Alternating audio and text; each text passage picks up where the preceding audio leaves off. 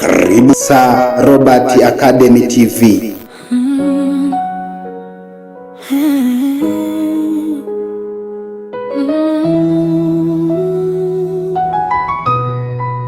Ewe mwanafunzi, safari ilianza ukiwa mdogo. Uliingia form 1 ukiwa na hofu, miaka ikapita, ukawa form 2, ukavuka form 3. Leo mwezi wa 7, karibia wa 8, unamkaribia kuhani mkuu. Je, uko tayari kukutana naye? Soma kama kesho haingoji, andika kama ndoto zako zinakutazama. Sikiliza walimu wako, heshimu muda, jenga maarifa, kwa sababu safari si ndefu tena, mwisho unaonekana.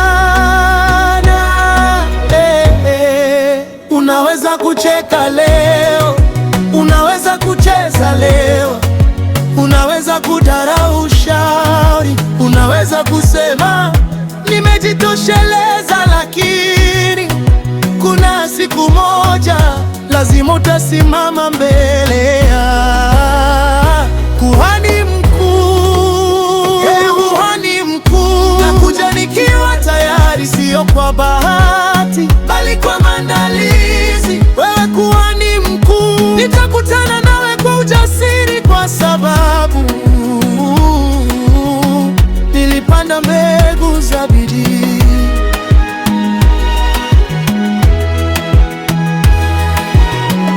Fanya kila mgomo unaojua, dharau walimu wezavyo, kataa kufanya mazoezi, cheza na muda, lala darasani, jiaminishe kwamba tayari unajua kila kitu, hakuna atakaye kuzuia.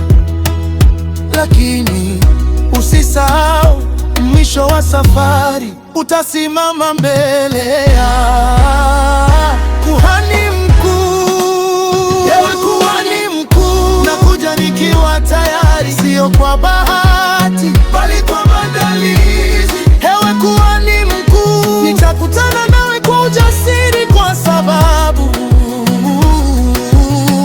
nilipanda mbegu za bidii. Je, utamkabili kwa hofu au kwa maandalizi? Kumbuka Daudi hakushinda kwa ukubwa, alishinda kwa maandalizi, kwa imani, kwa ujasiri na kwa kutumia alichokuwa nacho. Na wewe usiogope mtihani, jiandae nao. Revea sasa, ngoja nikuambie siri. Huyu niliyekuwa nikimwita kuhani mkuu si mwingine, ni Nectar, mtahini wa mwisho wa safari yako ya sekondari, anayetazama ulichojifunza, si ulichotamani kujifunza. Ewe kuhani mkuu, ninakuja nikiwa na kalamu, nikiwa na maarifa, nikiwa na ujasiri, nikiwa na bidii niliyoijenga kwa miaka mingi, kwa sababu nilisikiliza walimu wangu, nilitunza muda wangu, nilijifunza kwa moyo wangu wote, na leo sina hofu, kwa sababu maandalizi yangu yatazungumza badala yangu. Ewe mwanafunzi, Usisubiri kesho, anza leo. Kila ukurasa unausoma ni hatua moja kuelekea ushindi.